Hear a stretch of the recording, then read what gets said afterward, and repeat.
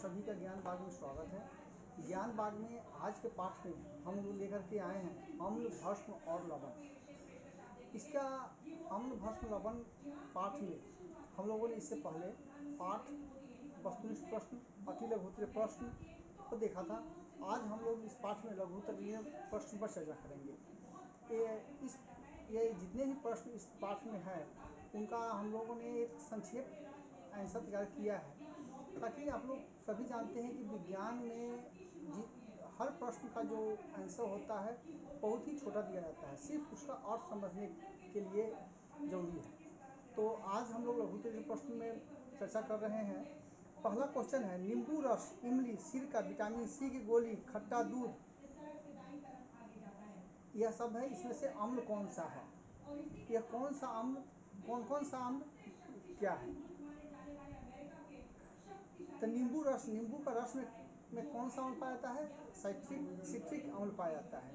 इमली टार्टारिक अम्ल, इमली में क्या होता है? टार्टारिक अम्ल होता है। सिरका में क्या होता है? एसिटिक अम्ल होता है। विटामिन सी की गोली एस्कॉर्बिक अम्ल होता है। और खट्टा दूध में लैक्टिक अम्ल पाया जाता है। एक बार और देख ले, नींबू रस में क्या होता है?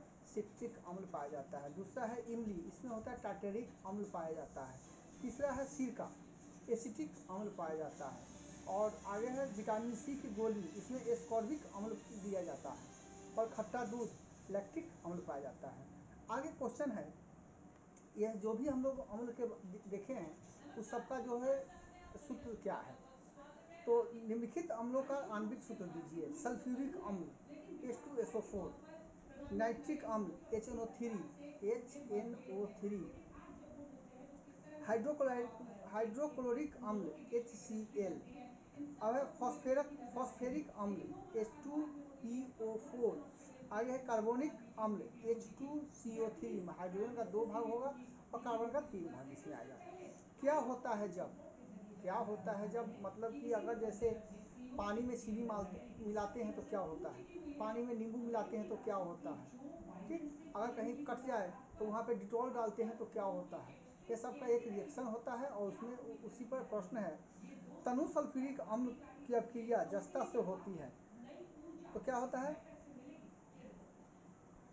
तनु सल्फ्यूरिक अम्ल की अभिक्रिया जस्ता से होता है। तो जस्ता मतलब जिंक Zn को सल्फ्यूरिक अम्ल का हम लोगों ने देखा था H2SO4 इसका होता है।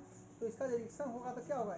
ZnSO4 आ जाएगा, जिंक सल्फेट हो जाएगा और H2 क्या हो जाएगा? बाहर की तरफ निकल जाएगा। दूसरा, तनु हाइड्रोक्लोरिक अम्ल की अभिक्रिया मैग्नीशियम से कराने पर, जब तनु हाइड्रोक्लोरिक अम्ल को मैग्नीशियम से अभिक्रिया कराया जाता है तो मैग्नीशियम क्लोराइड का लवण तथा हाइड्रोजन गैस बनता है। इसका रिएक्शन हो जाएगा। मैग्नीशियम में क्या होता है? Mg होता है। और हाइड्रोक्लोरिक अम्ल का अभी हम लोगों ने देखा था HCl होता है।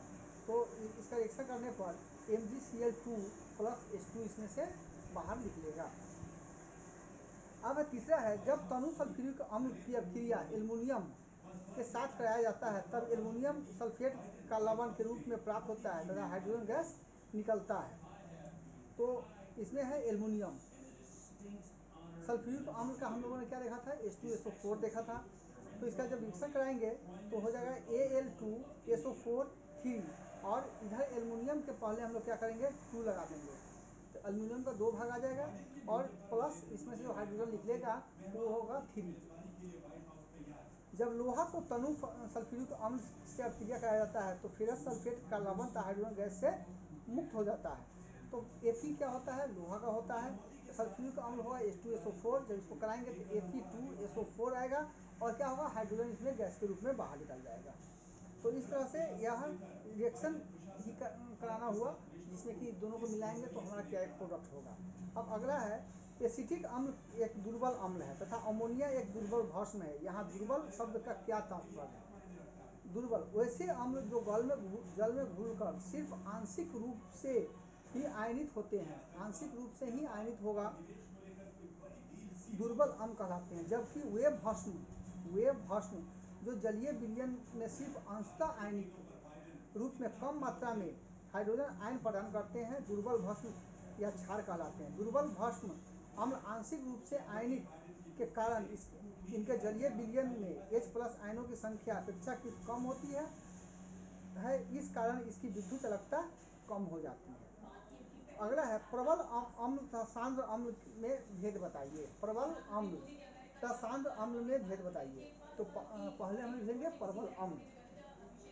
प्रबल वे अम्ल जो जल में घुलकर लगभग पूर्णतः आयनित होकर हाइड्रोजन आयन H+ प्रदान करता है, प्रबल अम्ल कहलाता है। उदाहरण के लिए हाइड्रोक्लोरिक अम्ल,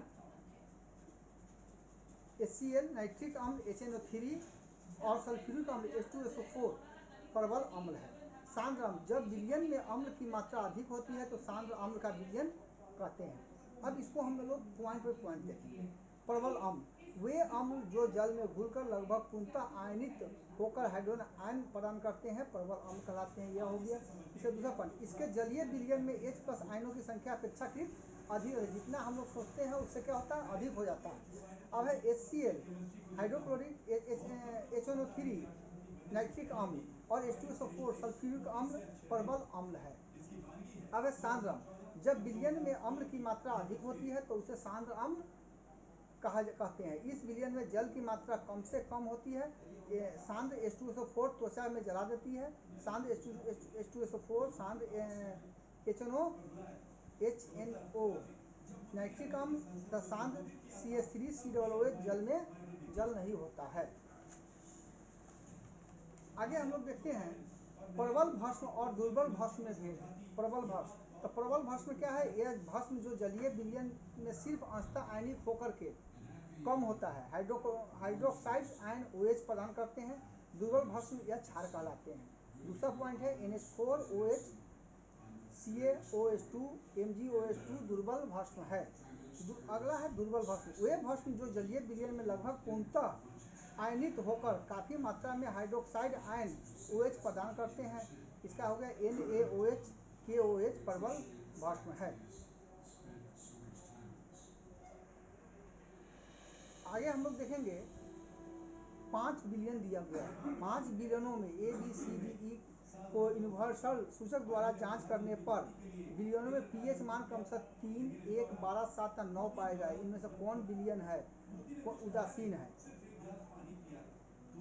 तो A=3, B=1, C=12 और D=7 और E=9 है। क्योंकि यहाँ पर भी सीरियल नंबर में दे दिया हुआ है ABCD, तो जो पहले दिया हुआ है वह क्या होगा, A होगा। तो पहला उदासीन है, तो उदासीन कौन होगा, जिसका pH मान 7 होगा वह उदासीन होगा। तो pH मान 7 किसका है, G का। दूसरा है प्रबल क्षारीय।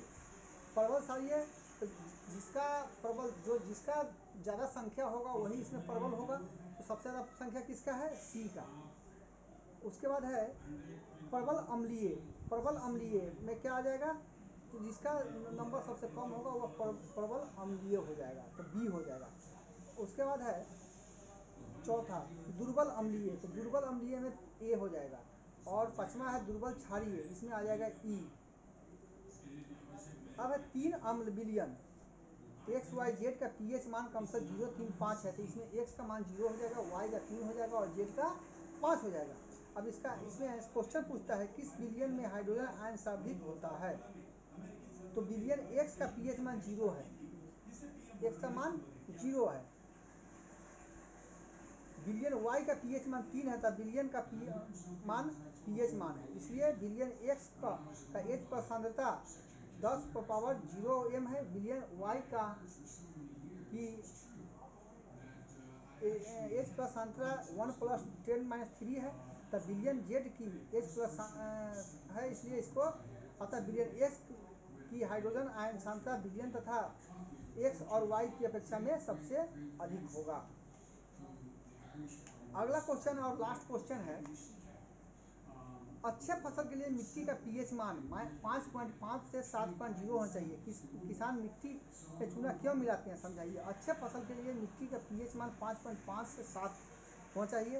मिट्टी का pH मान 5.5 से कम होने पर उसकी अम्लीयता का गुण आ सकता है, जो अम्लों के लिए हानिकारक होता है। अतः किसान मिट्टी में चूना मिलाते हैं ताकि अम्लीयता कम हो जाए और उर्वरक बना रहे। एक और क्वेश्चन इसमें आता है, अम्ल पित्त का pH मान 1 से 3 के बीच होता है, तो बताइए अम्ल पित्त अम्लीय है या क्षारीय।